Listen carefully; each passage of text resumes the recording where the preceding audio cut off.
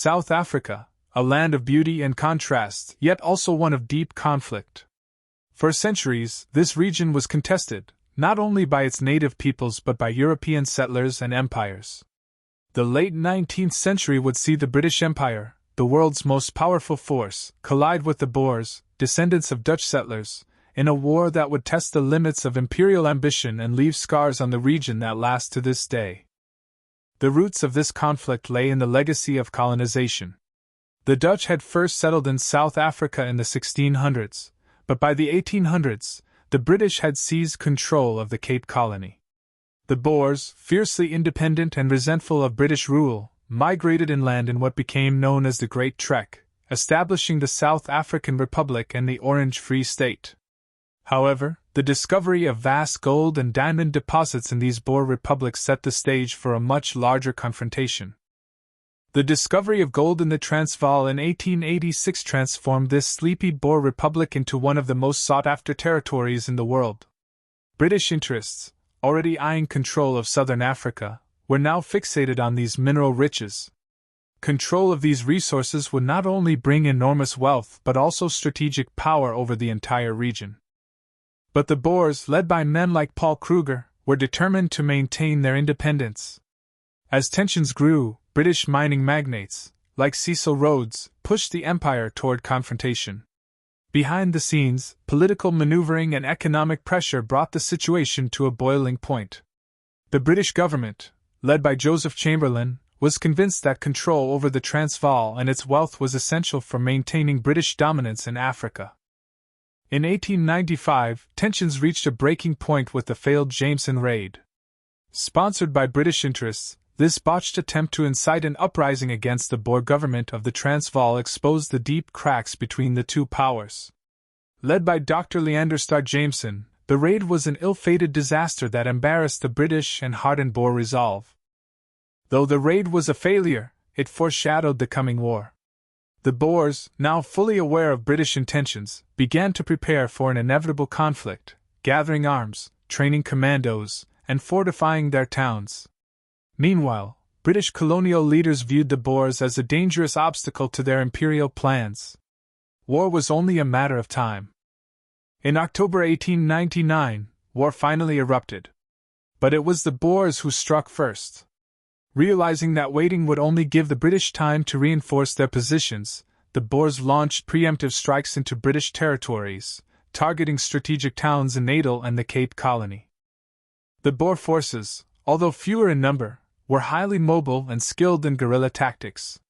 Using their intimate knowledge of the South African landscape, they were able to surround and isolate British garrisons, cutting off their supply lines and communications. The British, confident in their imperial might, were caught off guard by the ferocity and speed of the Boer assault. One of the most iconic moments of the early war was the Siege of Mafeking. This small, remote British-held town was surrounded by Boer forces for nearly 8 months. Under the leadership of Colonel Robert Baden-Powell, the British defenders used clever tactics and deception to hold out against the larger Boer force.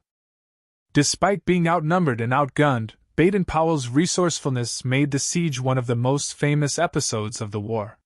When the siege was finally lifted in May 1900, Baden-Powell became a national hero in Britain, and his experiences during the siege would later inspire the creation of the Boy Scouts.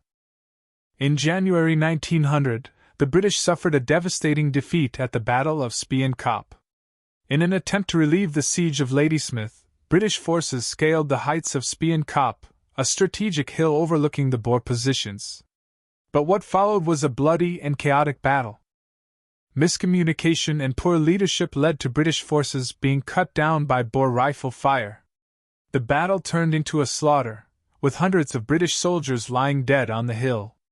The disaster shocked the British public and exposed the weaknesses in their military strategy. For months, the British garrison at Ladysmith endured a relentless siege. Cut off from reinforcements and supplies, the soldiers and civilians trapped inside the town faced hunger, disease, and constant shelling from Boer artillery. The siege dragged on for 118 days, becoming a symbol of British resilience but also of the stubborn Boer resistance. The Boers had hoped to force the British into surrender, but the defenders held on, awaiting relief from the outside. As the war dragged on, the Boers adapted their tactics. Realizing they could not win a conventional war against the British Empire, they turned to guerrilla warfare. The Boer commandos, highly mobile and expert marksmen, launched hit-and-run attacks on British supply lines, railways, and outposts. The British, unfamiliar with this type of warfare, found themselves constantly outmaneuvered. The Boers' ability to strike quickly and disappear into the wilderness kept the British forces stretched thin and demoralized. Frustrated by the Boers' guerrilla tactics, the British adopted a harsh policy of scorched earth. Farms were burned, livestock slaughtered, and entire communities uprooted in an attempt to cut off the Boer commandos' supply lines. This policy devastated the Boer civilian population, leaving thousands homeless and destitute. The British hoped to break the Boers' will to fight, but instead, the Scorched Earth campaign hardened their resolve. Perhaps the darkest chapter of the war was the establishment of British concentration camps. Tens of thousands of Boer civilians, mostly women and children, were rounded up and placed in these camps, where conditions were horrific. Disease, malnutrition, and inadequate shelter claimed the lives of more than 26,000 people. What had begun as a war between armies had now turned into a war on civilians. The British concentration camps became a symbol of the war's brutality and the cost of imperial ambition. The use of concentration camps sparked outrage across the globe. Reports of the appalling conditions and high death tolls reached Europe and the United States, leading to a wave of international condemnation. Critics accused the British of waging a war of terror against civilians.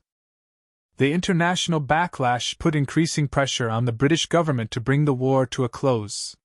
For many, the Boer War had become a moral and ethical stain on the British Empire's legacy.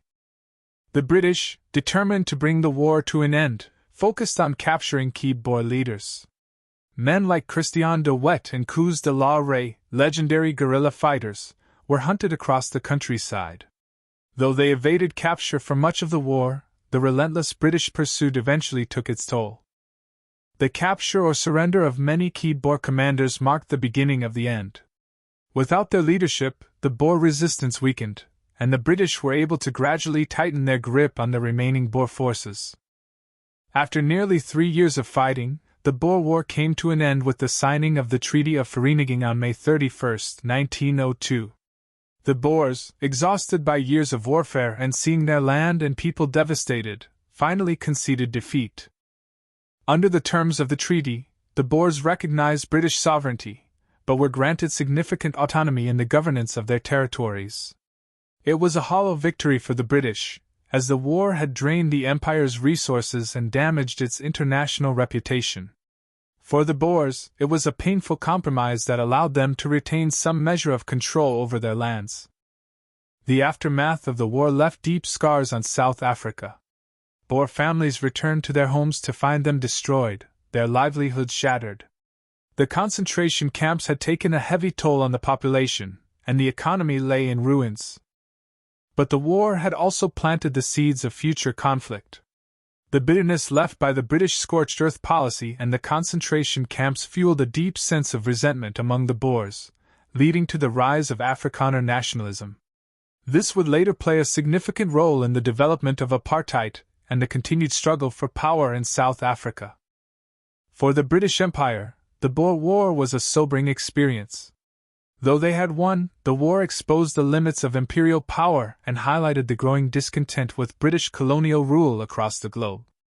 The use of concentration camps and the harsh tactics employed during the war damaged Britain's reputation and led to calls for reform within the empire. The war also had a profound impact on military strategy. The British learned valuable lessons about the importance of mobility, intelligence, and logistics in modern warfare, lessons that would be put to use in the coming world wars. The Boer generals, once revered as heroes of the resistance, found themselves in a new and complicated position after the war. Louis Botha and Jan Smuts, who had fought fiercely against the British, now sought to build a united South Africa under British rule, a decision that would divide the Boer community. Their efforts to reconcile with the British would eventually lead to the formation of the Union of South Africa in 1910, a step towards self-governance. But for many Boers, the wounds of war remained fresh, and the idea of unity with their former enemies was difficult to accept. Amid the conflict between the British and the Boers, the role of black South Africans in the Boer War is often forgotten. Thousands served as soldiers, porters, and scouts on both sides, yet their contributions went largely unrecognized. Many black South Africans hoped that their service would lead to greater rights and recognition, but after the war, they were largely excluded from the peace settlement. Their land was often taken, and their communities suffered in the aftermath of the war, laying the groundwork for the racial tensions that would define South Africa's future. The Boer War, though seen by some as a minor colonial conflict, had far-reaching consequences for the British Empire. It marked the beginning of the end for British colonial dominance. The high cost of the war, both in lives and in resources, led to a rethinking of imperial policies. In the decades that followed, the empire would face growing unrest in its colonies, and the principles of self-determination would challenge the old order. The Boer War, with its lessons of resistance and resilience, was a harbinger of the struggles that lay ahead for the British Empire. In the wake of the Boer War, South Africa emerged as a divided nation. The Afrikaner community, embittered by the British scorched earth policy and the concentration camps, harbored deep resentment. Meanwhile, the British settlers, who had hoped for a quick victory, found themselves living in a land still struggling to heal from the war's wounds. These divisions would shape South Africa's politics for decades to come.